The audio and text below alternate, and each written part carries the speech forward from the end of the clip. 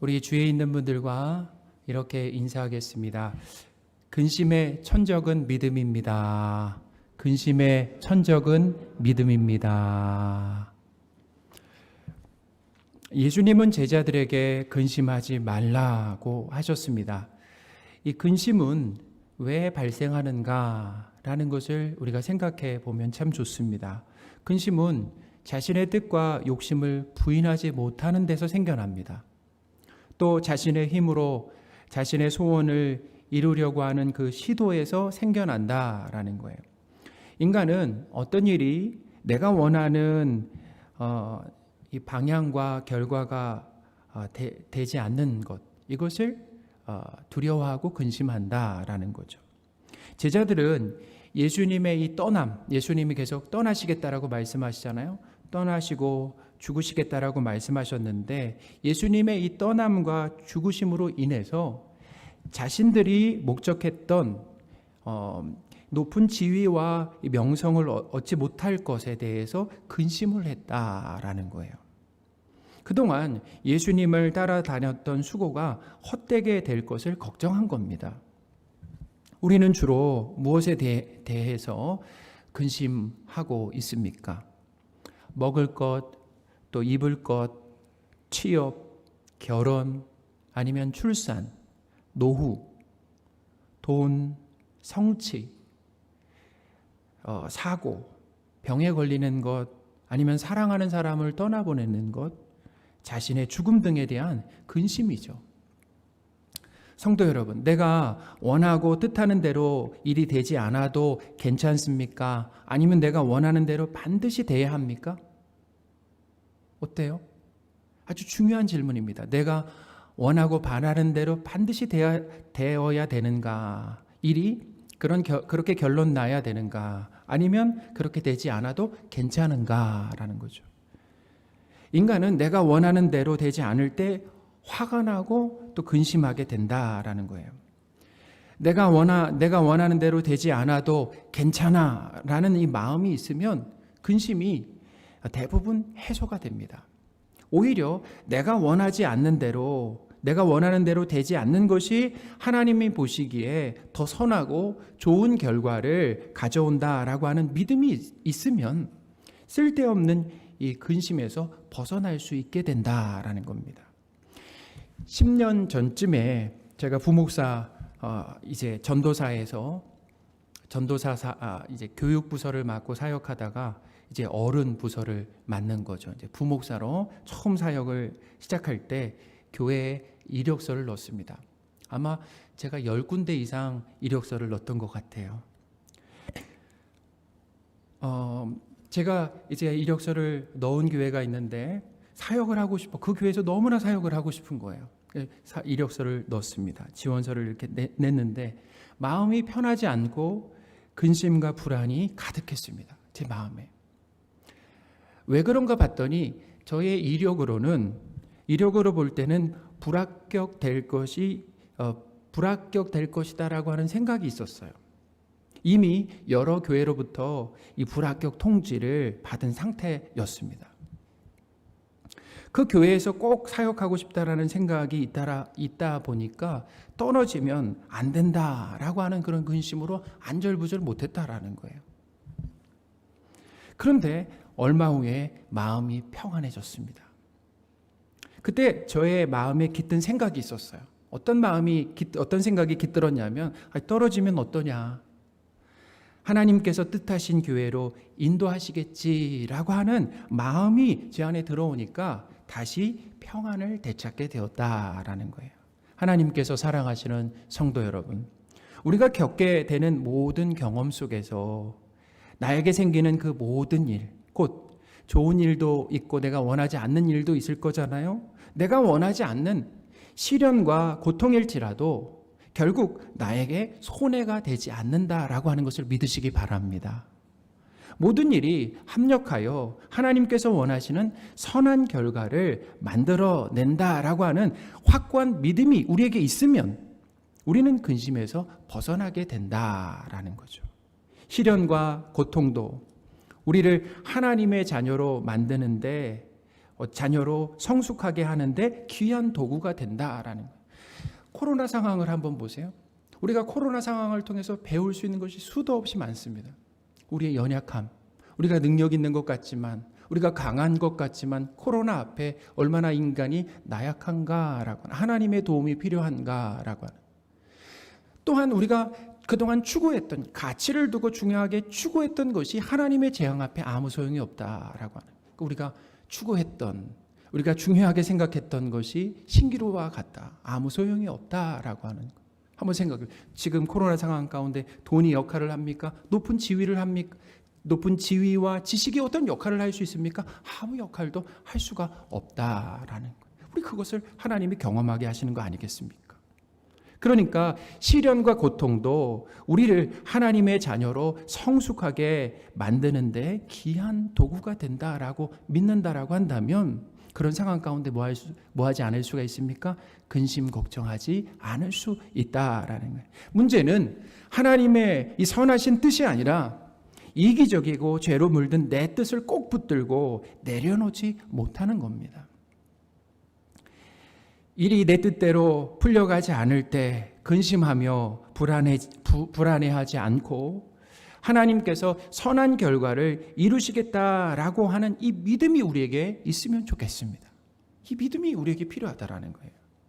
인간의 근심은 죄 때문에 생겨났습니다. 원래 인간들은 근심이 없는 존재로 창조가 되었다라는 거예요. 하나님께서 아담과 하와를 에덴 동산에서 전적으로 하나님이 책임져 주셨기 때문에 인간은 근심과는 무관하게 살았다라는 거예요.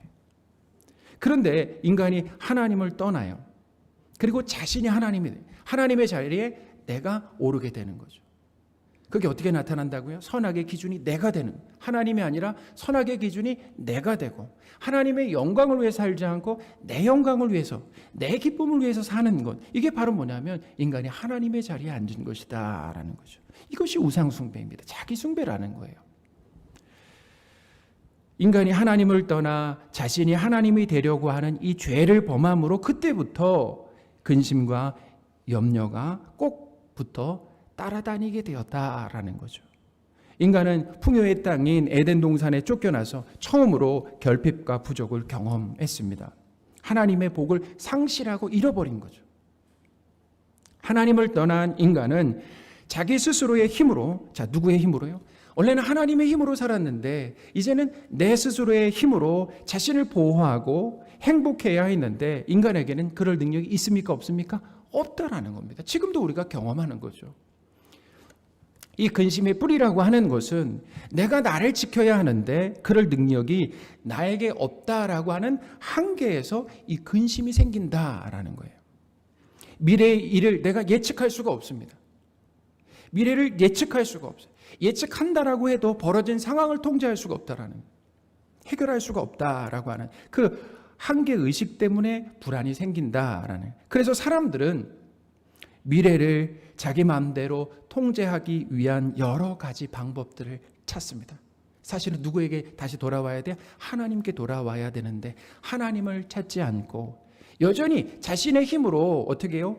미래를 자기 마음대로 통제하기 위한 그것들을, 여러 방법들을 찾는다라는 것. 돈과 지식을 쌓기도 하고 나에게 도움이 될 만한 인간관계에 치중하면서 각종 보험에 가입한다라는 거예요. 주식과 부동산에도 투자를 합니다. 건강을 지키기 위해 유기농 재료로 만든 음식을 먹고 각종 비타민을 복용하고 열심히 운동을 한다라는 거예요. 이런 것들을 갖추면 근심이 줄어들지만 근심거리가 완전히 없어지는 것이 아니다라는 거예요. 왜냐하면 인간의 힘과 능력으로 통제할 수 없는 일들이 무수히 많기 때문이다. 현재 우리가 겪고 있는 코로나 상황도 우리가 그랬잖아요. 안정되는가 싶더니 변이 바이러스로 인해서 다시 심각한 상황이 되었습니다. 통제가 어렵죠. 백신 부자 나라인 미국과 영국도 속수무책이다라는 것. 또한 지난주에 우리 독일, 서유럽 국가, 독일, 벨기에 등 그 서유럽 국가에 100년 만에 기록적인 그 폭우가 내렸잖아요. 큰 홍수가 났습니다. 100여 명 이상이 목숨을 잃었습니다. 1000여 명 이상은 지금 실종되어 있는 그런 상황이고, 재산 피해도 어마어마한 상황이다라는, 참 가슴 아픈 일이죠. 이런 천재지변을 돈, 지식, 노력으로 막을 수가 있습니까? 홍수를 일으키는 이 비구름의 진로를 인위적으로 돌릴 수가 없다라는 거예요. 우리에겐 그럴 능력이 없어요. 이렇게 도처에서 예측하지 못한 사건, 사고들이 우리에게 끊임없이 돌진해 오고 있다라는, 그러니까 뭐예요? 불안하고, 그리고 뭐예요? 두렵고 근심 가운데 사는 거죠. 하나님을 떠나 사는 인간은 통제할 수 없는 근심 속에서 살 수밖에 없다라는 거예요. 이런 인간에게 필요한 것이 무엇입니까? 이런 인간에게, 연약한 인간에게 필요한 것이 무엇입니까? 근심하지 않도록 더욱 소유하고 능력을 키우는 것입니까? 우리의 지혜와 능력을 키우는 것입니까? 아무리 많이 소유하고 능력을 키워도 우리의 힘과 노력으로는 근심에서 벗어날 수가 없다라는 겁니다. 그런데 오늘 본문에서 예수님이 근심을 이겨내는 방법을 제시하셨습니다. 근심의 천적은 믿음이라고 가르쳐 주셨습니다. 1절입니다. 너희는 마음에 근심하지 말라. 하나님을 믿으니 또 나를 믿으라. 아멘. 근심의 반대말은 근심 안 함이 아닙니다. 믿음이다라는 거예요. 믿음이다라는 거죠. 미래를 손바닥 보듯이 다 아시며 통제하고 계신 하나님을 믿고, 그리고 의지하고 그분께 맡기면 근심에서 벗어날 수가 있다라는 것입니다. 할렐루야. 예수님은 내일 일은 내일이 염려하게 하라라고 말씀하셨습니다. 마태복음 6장 34절입니다. 그러므로 내일 일을 위하여 염려하지 말라. 내일 일은 내일이 염려할 것이요 한날의 괴로움은 그날로 족하니라. 아멘. 내일 일은 내일이 염려하라라고 하는 이 말은 내일을 주관하는 하나님이 책임지시기 때문에 너희는 내일 일을 염려하지 말라라는 겁니다.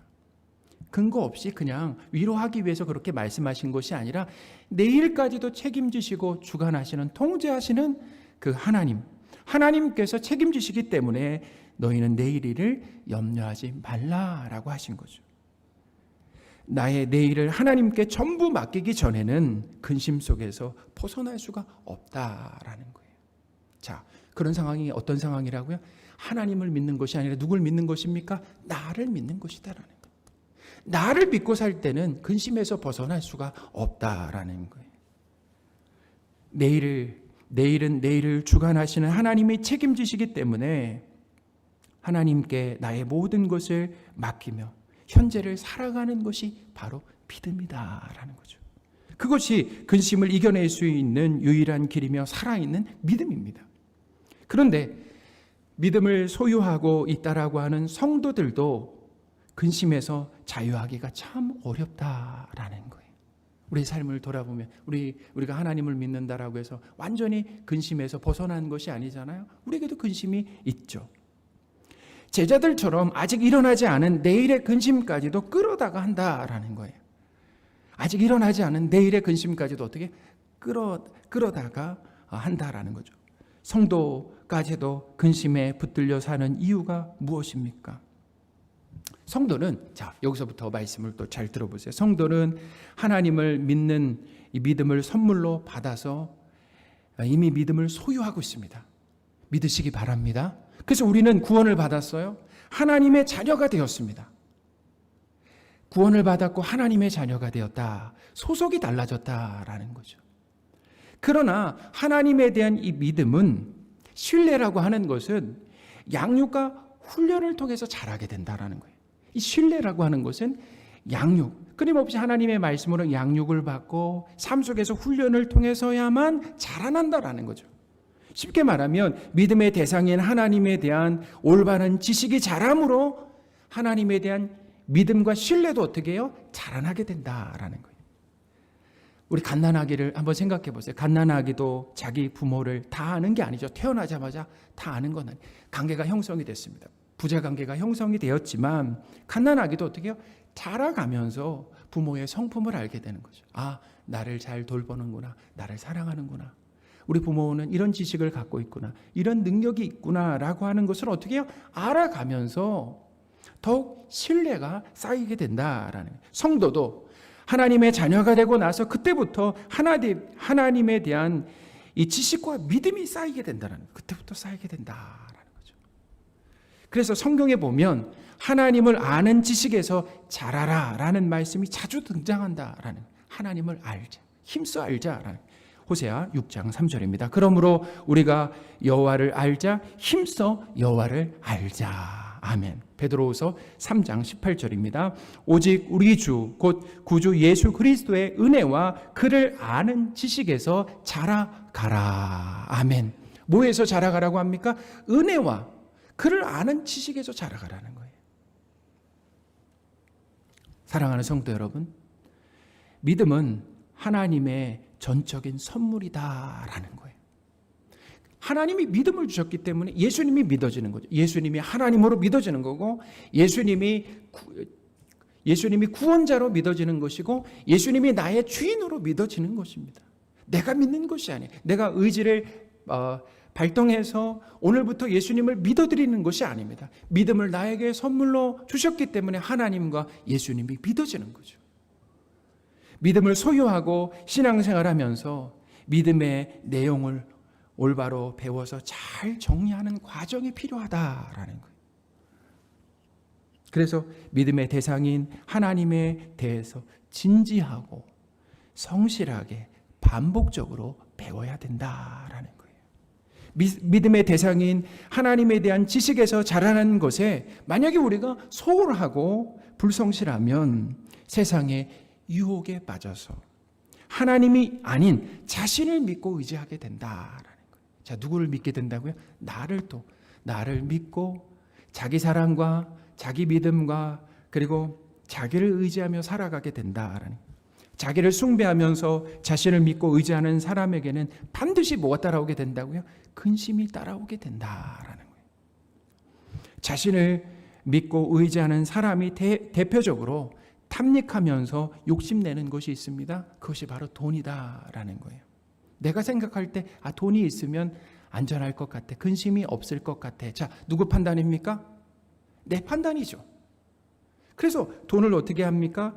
이 자기 생각에 돈이 있으면 근심이 해소될 것 같아서 돈을 벌려고 혈안이 된다라는 거죠. 그러나 돈을 사랑하면 결국 죄악에 빠지게 돼요.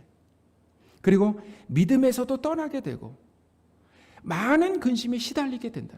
우리는 근심하지 않기 위해서 돈을 추구하는 것인데 돈을 사랑하고 돈을 추구하면은 많은 근심에 빠지게 되는데 누가 그렇게 하는 거예요? 나 자신이 그렇게 만들어버린다라는 거예요.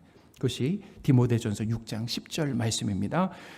돈을 사랑함이 일만 악의 뿌리가 되나니 이것을 탐내는 자들은 미혹을 받아 믿음에서 떠나 많은 근심으로서 자기를 찔렀도다.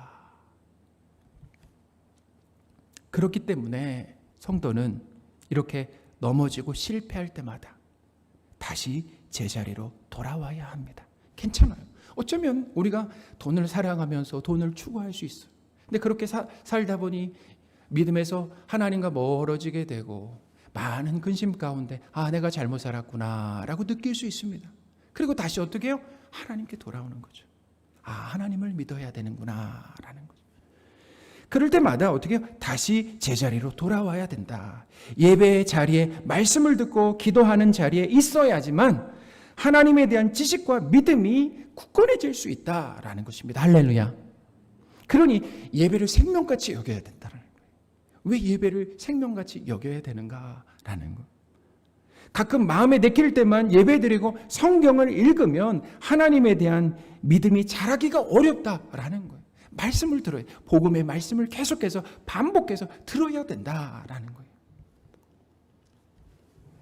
자기라고 하는 이 우상에서 벗어나지 못한 사람들은 곧 자신을 믿고 소유와 지식과 지위를 쌓는 이 사람들은, 이런 사람들은 이 세상 근심에서 빠져나올 수가 없다라는 거예요. 그러나 세상을 창조하시고 생사화복을 주관하시는 하나님을 최고의 가치로 여기고 예배하는 사람들은 잠시 근심하다가도 다시 평안을 되찾게 된다라고 하는 것을 믿으시기 바랍니다. 하나님을 떠나 나를 숭배하고 나를 믿는 삶에는 이 삶은 근심에서 벗어날 수가 없다라는. 예수 그리스도는 우리의 죄와 이런 죄죠. 하나님을 떠나 사는 죄.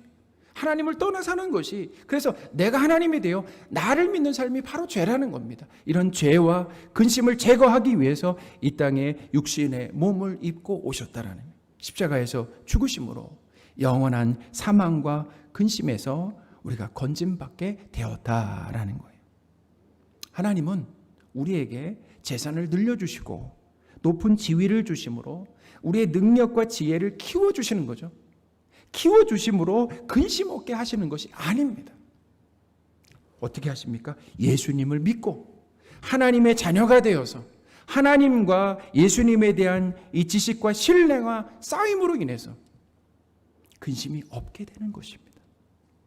평안하게 된다라는 거예요. 베드로 후서 1장 2절 말씀입니다. 하나님과 우리 주 예수를 알므로 어떤 일이 벌어집니까? 은혜와 평강이 너희에게 더욱 많을지어다. 아멘. 참 은혜를 많이 받은 말씀이에요. 하나님과 우리 주 예수를 알므로 은혜와 평강이 너희에게 더욱 많을지어다. 아멘. 하나님과 예수님을 알아감으로 신뢰가 쌓일 때 평안하게 된다. 천국을 맛보는 거 아니겠어요? 여기서 천국을 맛보는 거 아니겠어요? 소유가 늘어감으로 근심이 줄어드는 것이 아닙니다. 소유가 아닌 하나님과의 관계죠. 하나님과의 관계와 친밀함으로 근심에서 벗어날 수 있음을 믿으시는 저와 여러분들이 되셨으면 좋겠습니다. 아멘.